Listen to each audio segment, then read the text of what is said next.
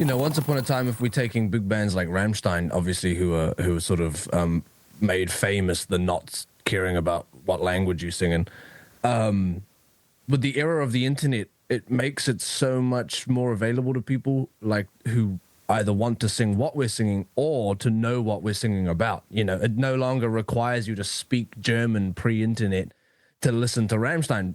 If you listen to an Alien Weaponry song, you can go, Alien Weaponry song translated, So it's like it makes it so much more accessible for people because, yes, if Rammstein are an example, but German is a widely spoken language, unlike Te Reo Māori, which is not in the same demographic of confident speakers. So I think half the reason we can get away with it right now is because of that ease of access thanks to things like the internet.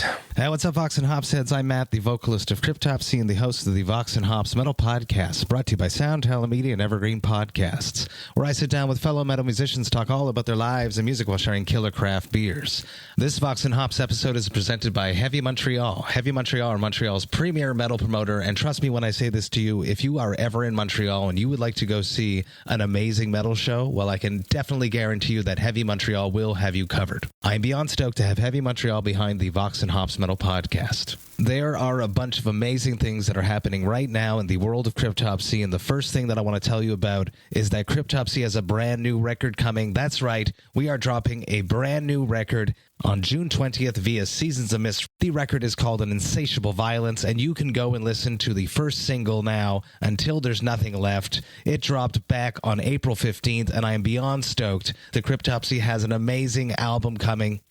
But more than that, Cryptopsy is coming back to Europe on the Infernal Bloodshed Over Europe tour. We are coming back with Decapitated, Warbringer, and Carnation. This tour has been put together by Avocado Booking, and we are goddamn so stoked to be back. This tour kicks off on May 3rd and runs all the way until June 7th. You should grab your tickets and come and party with me and come and celebrate that Cryptopsy has a brand new record coming on June 20th. We are going to be playing some of that on this tour. Come and hang out. It's going to be a blast. Before we jump into today's episode, I'd just like to ask you to follow the Vox and Hops Metal Podcast on the podcast platform of your choice. But more than that, I would love for you to tell a friend about the podcast. If there's someone in your life that just loves extreme metal and craft beer, well, you should definitely let them know that the Vox and Hops Metal Podcast exists. If you would encourage one of your metalhead, beer-loving friends to become a brand new Vox and Hops head, that would be something that I would truly appreciate. This week on the podcast, I'm very stoked to be with all the members of Alien Weaponry. Get ready, everyone. This is Vox and Hops episode number 497. I warn you, what you are about to hear is very disturbing indeed. Hey, what's up, everyone? Today I'm very, very stoked to be with Tūranga and Lewis of Alien Weaponry. Very happy to be with you boys. You got a new album coming out. My friend Natalie hit me up.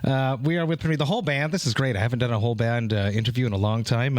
I'm Matt, the vocalist of Cryptopsy, and this is my podcast, Vox and Hops, where I typically hang out with metal friends talking about their lives and music while sharing craft beers. It's very early in the morning for you guys, so I don't know if you're going to drink a beer. You don't have to drink a beer, but you can present what you are drinking, starting with you, Tūranga. I have my big water bottle to start off our 9 a.m. day here in New Zealand. Oh, thank you. Thank you for starting off early in the morning with me. How about you, Lewis? What are you going to be sipping on if you are going to sip on something? So I'm usually drinking coffee, but I didn't get coffee beans, so I can't make a coffee this morning. The so sacrifices. I'm going to pick one up on the way to practice. Sacrifices you make for me right now. Thank you. Yeah. You got to promote the record. That's what NEIPA wants, people. Yeah, exactly. Henry, what are you sipping on anything? Well, my coffee machine's broken, so I had a mug of tea, but I've also got a large bottle of water down there. There you go. I will be drinking a beer since it's not the morning for me. I'm in Montreal, Canada. This is even if it was, we wouldn't be judging. This is Osmose from Boréale. Boréale are probably Quebec's biggest microbrewery. It's basically a macro brewery, and I chose this beer for you guys because it's loaded with New Zealand hops. I don't know if you guys know anything about the hop game. It's freaking on fire, and it's all from New Zealand. That's what everyone likes. The hops in this one are Nelson Sauvin and more Nelson Sauvin, Hop Keef, Motueka Hop Keef, and Kohia Nelson's Hop Keef. And Citra's the odd one out there, not from New Zealand. Fun fact there, those Motueka hops are grown by my family. No way. Is that true? They own all the land down in Nelson, and they grow the hops down there. Really? And export it. So there you go. Booze business. I interviewed Alex from Morgan-Edmonds, also a New Zealand band, and he had no idea about anything about hops. So I'm very, very interested in this now. If you don't mind talking about it. Yeah, that same family export wine too. That's one of their biggest exports is the Tohu wine brand. And hops and fruit and veg are all a part of the orchids that they have down there. So that's funny. That's so interesting. I've been there too. I've been and done the walk through the hop fields. They're and stuff. beautiful. It's like these tall towers that if people don't know, it's like walls of vegetation that you just walk through with these beautiful. I'm just imagining you skipping through the hop field. Rollicking. Rollicking. So much beer. Well, it's the beginning of the beer. It's not a nice smelling. I don't like the smell of hop. No, there's like a citrus floral little thing going on. Yeah, I always thought it was a little stinky. So it's very, very close to weed. Some of it can be very dank when it's really fresh. Yeah. I love it. Yeah, well, that's what I've heard. It's like a close relative. Well, off the top of that, I would like to hear about your very first beers. Do you remember the first beer that you ever drank? We'll go in the same circle, just make my brain easier. Tūranga, let's start with you. Do you remember the first beer, if you've ever drank a beer? Oh, yeah. It was probably Corona, because my dad likes Corona, so that was... or Heineken. I can't actually remember. It'll be one of those two, because that's what always was in Dad's fridge, is he's a Heineken or a Corona person. I became a Corona fan myself out of the two. I never really liked Heineken. Well, Heineken back in the day had this really bitter taste because of the green bottle. Especially back, let's say 10 years ago. I'm aging myself now. Very bitter because of the green bottle. For some reason, Corona doesn't have that, even though it has the clear bottle, because it's the light that makes the bitterness come out in beer. Do you remember that experience? Do you remember grabbing that? Did you grab it illicitly, or was it given to you? It was given to me. I started drinking quite late. I never did the you're 16, have a sip of my beer thing. I was never really interested in it until I was 19 or something. Because of course for New Zealand, it's an 18 drinking age country. Same here. I say late, but for Americans that may seem early. Yeah. But late by New Zealand standards. But no drinking. Right. How about you, Lewis? Do you remember your first beer? Yeah, I'm just trying to think. It was probably when I was... either that or it was probably one of those house parties we went to, and mine was probably a Corona as well, to be honest with you, my first beer. And then that's always kind of, there's always that kind of image of after a long day you chuck a ice cold Corona with a lemon in it, and that's always kind of it's your reward. Yes, there is that perception that's what you're supposed to do. How about you, Henry? Do you remember your first beer? Yeah, I'm pretty sure it was one of my uncles at a family gathering was drinking, one of those super light citrus low alcohol beers. That's smart. That comes with age. 2.5. You wanna try a little bit of this? I was like, oh, all right. Had a little swill of it, and I was like, that's not bad.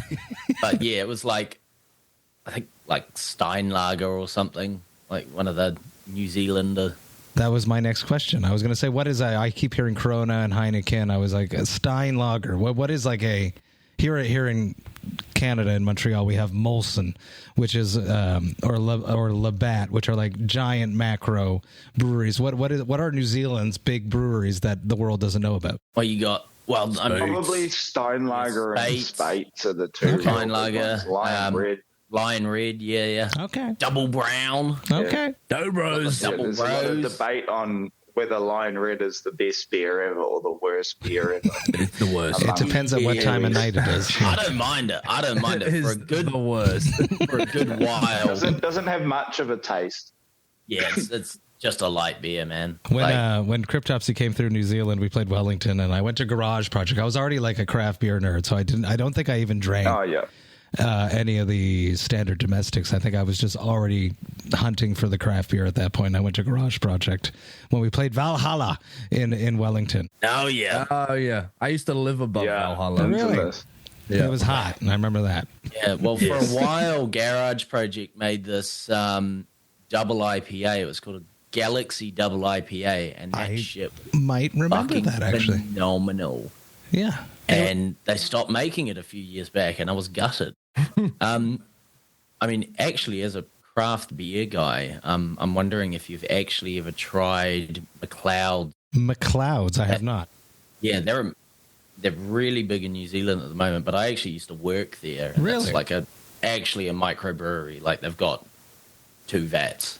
Nice, like tiny. Yeah, it's a tiny micro. little town. Oh, nice. But yeah, it's our hometown. It's where the band kind of grew up and matured. So I worked there for probably about a year. And what were you doing? Were you brewing or were you serving? Were you? No, I was serving. I was working the bars, man. So I was slanging that beer. You got it. Someone's got it. I am planning to come back in 2026, so I will definitely make a note and hit you guys up too. If you're home, when you can come out to Crypt Hops' show, and we'll go to McLeod's together. 100%. Let's jump into the record. I see time moving, and I want to hit Tūranga.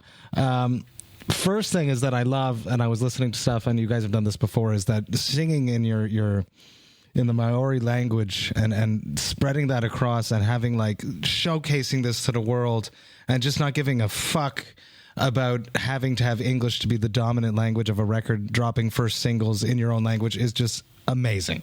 And having crowds sing it back to you, it's just such a proud, smart move to do, just showcasing your culture to the world. Yeah, and I think we're in an era now where, like, once upon a time, if we're taking big bands like Rammstein, obviously, who sort of made famous the not caring about what language you're singing, with the era of the internet, it makes it so much more available to people like who either want to sing what we're singing or to know what we're singing about. It no longer requires you to speak German pre-internet to listen to Rammstein. If you listen to an Alien Weaponry song, you can go Alien Weaponry song translated, and then there are the translations. So it's like it takes 2 seconds. Even better, the lyrics are in the video description translated. Yeah, particularly if you're watching the music video. So it's like it makes it so much more accessible for people because, yes, if Rammstein are an example, but German is a widely spoken language, unlike Te Reo Māori, which is not in the same demographic of confident speakers. So I think half the reason we can get away with it right now is because of that ease of access, thanks to things like the internet. And it's great that your label just stood behind you and weren't trying to encourage you to drop a hit to get their money back. They knew that the crowd was there and they understood that this is what the band is about. Yeah, I mean, I think that whole idea went out the window the second we dropped the first album, and Kai Tangata, that song that I think it has like 19 or 20 million views now on there YouTube. You go, yeah.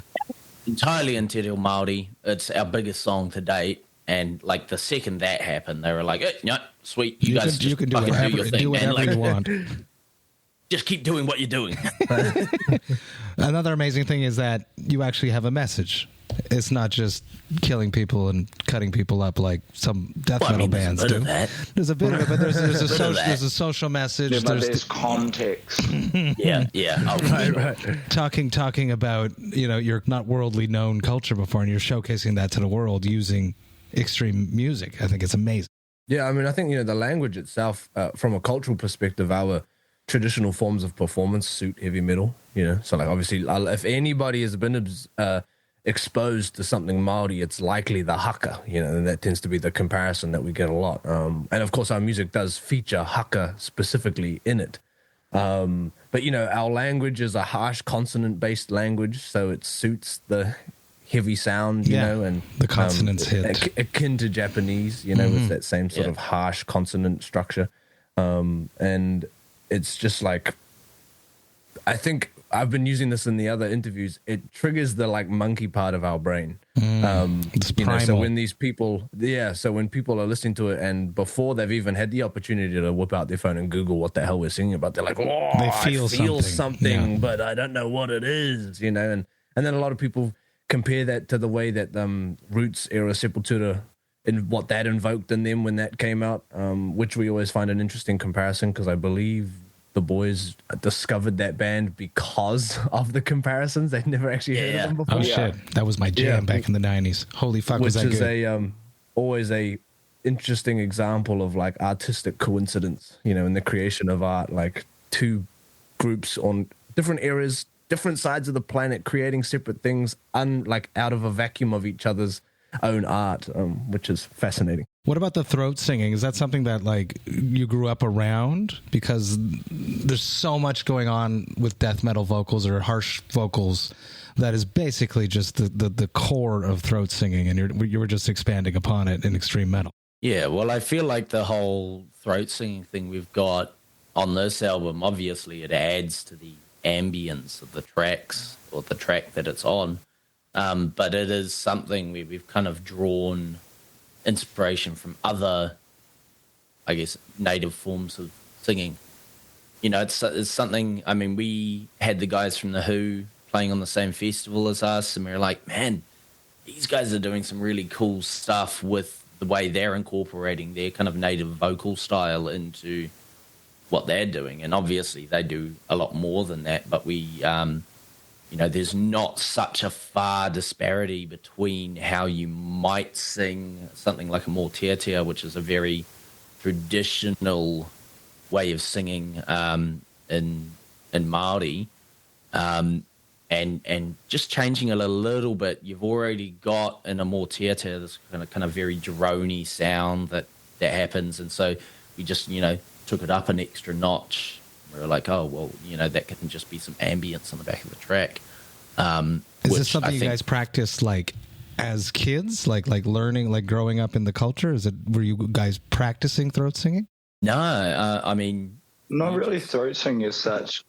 I kind of figured it out growing up because I make just heaps of weird noises That's how we do it. That's all how we day do it. long. So when you load it up with the tism, you tend to do stuff like that. You gotta keep your brain and mind busy, and there's different challenges, and it's fun to explore your body in multiple ways that you can still do that you can still do in public too. But Yeah, because I'll tell the you throat what. singing thing isn't inherently a part of Māori culture. You know, and that's what Henry was talking about. Is that he's like been inspired by this concept and he's adapted it to something that is Māori, okay. which is the Thank you. Motueka vocal style, and kind of fused the two techniques together. very interesting. I'm releasing an album soon, and we definitely have like a common theme over the Blackened Skies and 1,000 Friends, with an upcoming war, which is happening. Is a scary fucking thought as we're talking before we push record. Since you guys are in the future, I always like to talk to people in the future and know that there's a tomorrow. But mainly about social media and the negative impacts of social media. Can we expand upon that? I know that I wrote a whole album about it. As Gomorrah Burns was a lot about the internet and social media. And then this new record that I'm about to drop is solely based upon the fact that social media is a toxic platform that is just sucking humans dry. Do you guys want to expand upon that for what you guys incorporated on this record? yeah, so I guess that kind of thing comes a lot from me. Yeah, no, it's not the first song I've written about kind of social media and all of that, but I feel like these days more than ever, it's become something that you can't, you know, like it's just become part of the world. So I guess it's kind of finding that balance on how to use it as a beneficial tool, but not, you know, get those negative things that it comes with, you know, just scrolling all day and, you know, all of that. Yeah, it is a double-edged sword as well. When you're in a band, you know, it's one of the key tools that you have to use if you want to get anywhere. You know, and there's bands who have made it without social media for a very long time, but there were bands that were established well before the existence of social media. So people kind of knew about their presence prior to it. So it's this kind of weird duality of, having terrible view of what social media is and what it's doing to people, but then again, we are having to make. There is, I guess I've always felt slightly weird about, being behind the camera and being like, come and, like buy into my thing or whatever, like it's always felt weird to me, but like, I don't know. And that is, it is the end of the day. It's like what you're doing as a musician is that you're now not only just playing the music, but you're creating a brand behind yourself. I was definitely going there in my next question. It's expected of musicians nowadays to showcase a persona on social media that is hypothetically a piece of themselves, but probably not the full truth. Yeah, I mean, we definitely try and, a lot of the stuff that we do put out, we try and keep, I guess, our actual personalities in there. A lot of the videos people see on our Facebook, especially like the tour diaries and stuff, they do see a lot of who we actually are. So there's no sugarcoating. There's some fucking horrendous shit you can't put in those videos, but people get to experience it when they come to the shows, and they come and hang out after the show and we chat. And I think also it's kind of this intrinsic part of being born and raised here in Aotearoa. There's not a lot of masking that happens and making yourself look like, not that LA vibe. That's good. That's probably served you guys. You guys are authentic.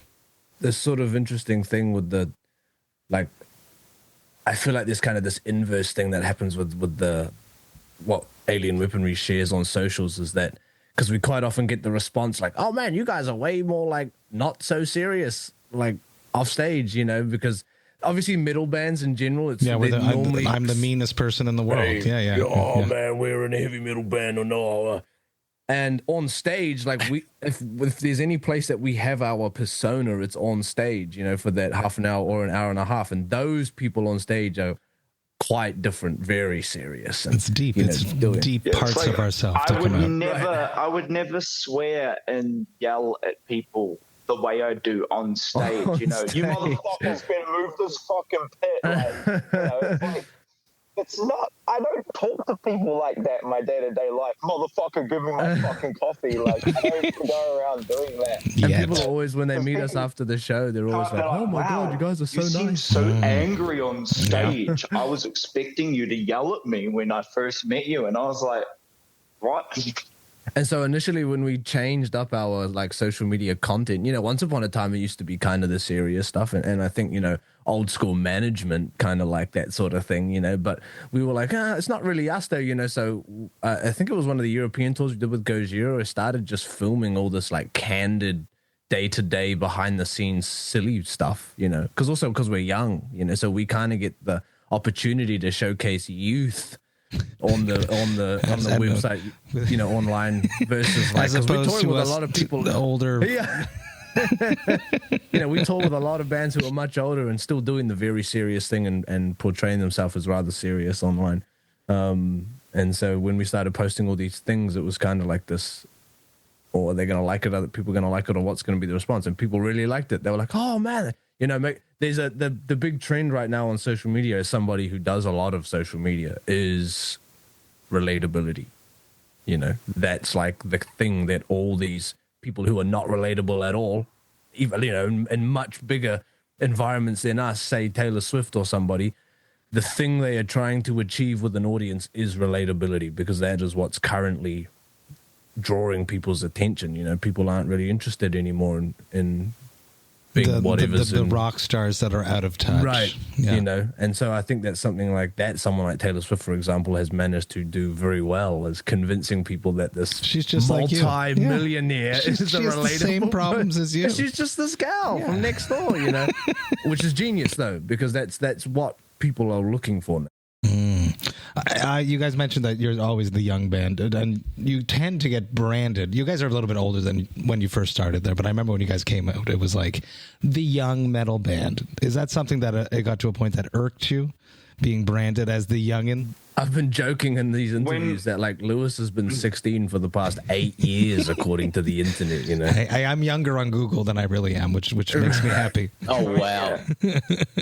I think I started touring overseas when I was 16, and it was even still kind of like, you know, I mean, people were more surprised than anything that I was 16, but like I definitely back in the day when we were like obviously really young looking, like we'd kind of walk into, you know, like gigs we had organized and stuff, and the other bands would kind of give you a bit of a, you know, like a bit of a look like, oh, what are these kids going to do or whatever, you know. So we definitely, especially rolling into the venue with your parents as well, because obviously because legality, you're not even allowed to be in some bars type. I think that first tour of the US, like there was probably about 4 or 5 venues that like ushered us out of the venue the second we were done playing. My bassist in Cryptopsy, he was touring before he was 18 or before he was 21, and there was times he had to play outside, or as soon as he was done, he was escorted out. Yeah, it's ridiculous. But are you guys fed up? Like, do you guys still get that? The young guys? Oh yeah, but. Just imagine how many more years you have. Look at what you mentioned, all the people that you're touring with.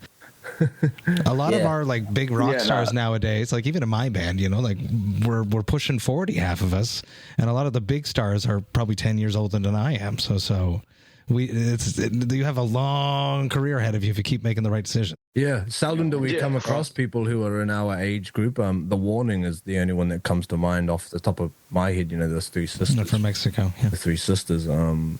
And, you know, that's the same deal. I think they're all about our age too, you know. So they're the only one that I can even remotely pin in being in the same age bracket. Well, keep making good decisions because you guys are crushing lots of stuff. I like to make collabs. It's something that I love to do. I've released almost 100 beers since the creation of the podcast about 6-7 years ago at this point. I've love doing that. That's the perfect collab for me because I like beer. So I've made a bunch of them with a bunch of breweries across the globe. What would be the perfect collab for Alien Weaponry? Something that really represents your brand. Pie. I think he's talking about beer. Pie. No, it doesn't have to be beer. It could be anything. It could something that fits your brand. Right. Alien Weaponry pie. Yeah, I could. So you guys are into pie for real? I thought he was joking, but. No, like, but not like American pie. Like we're talking like the New Zealand pies. Okay, pie. What is in a New Zealand pie? Well, it's pastry, beef, meat with meat and beef in it. Okay, yeah, steak and cheese. And cheese. Yeah, it's good. It's real Get good. them at any gas station. You'd have to come up with a name for it though. You need a brand name for this pie. 4 bites. What would be the name of this pie, the Alien Weaponry pie, if you got to brand it? Georgie pie. Nah. Yo, Alien Weaponry. There you go. There you go. That's not that bad. Something real stupid for sure. It has to be stupid for it to work. Alien Weaponry? Nah, they just keep getting worse and worse. We'd have to sit and think on it, I feel. Okay, you'll be in the shower later and you'll be like, that's it. Yeah, that's it. I have one last question for you. It's the classic Vox and Hops wrap-up question. It probably doesn't happen to you very often because you guys are still young. And when you're young, you can party a lot and do a bunch of things and wake up the next day and still just keep going. But as you get older, it hypothetically might happen to you more often, but maybe it's happened to you now. What are your hangover cures? Hair of the dog. Hair of the dog.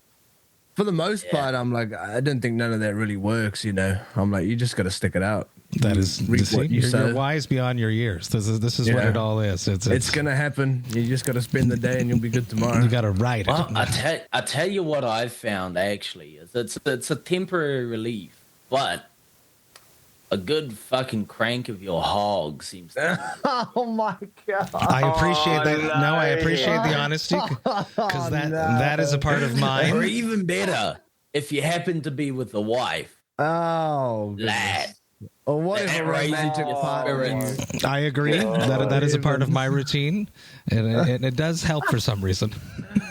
Oh, yeah. It must release some endorphins or something. How about you, Lewis? But then after you're done, you feel twice as bad. Oh, yeah, yeah. But it's that temporary relief, dude. It's like no other. How about you, Lewis? Oh, God. Me. I don't know, depending on it, because sometimes you get those hangovers where you could eat a horse, and then sometimes you get hangovers where you think of food and you're like, oh, God, like, so it's either heaps of water or heaps of food or both. Neither of those are wrong. Alien Weaponry, thank you so much for hanging out with me. Talking about life, talking about music, talking about beer, talking about everything wonderful. New record, Terra, coming up March 28th. Check it out, people. You're going to enjoy it. I know I am going to. Thank you for taking the time early in the morning to hang out with me. I know you got more after me, so have fun. All right, thank you very much, man. No worries, man. And see you in 2026. Thanks for having us. 2026, yes, please. You come back to Montreal. I know you were just here with Kerry King there, but I was gone. Yeah. Headliner. See you soon. Oh, next Have a good time, one. mate. Hey, thank you all so much for listening right to the end. You know that I love and appreciate that. Man, this was a beautiful conversation. I am so excited that I had the chance to hang out with all three members of Alien Weaponry. I love doing full band chats. It creates just interesting dynamic where everyone is just talking at once and there's people just bopping in and there's inside jokes, and I just love it.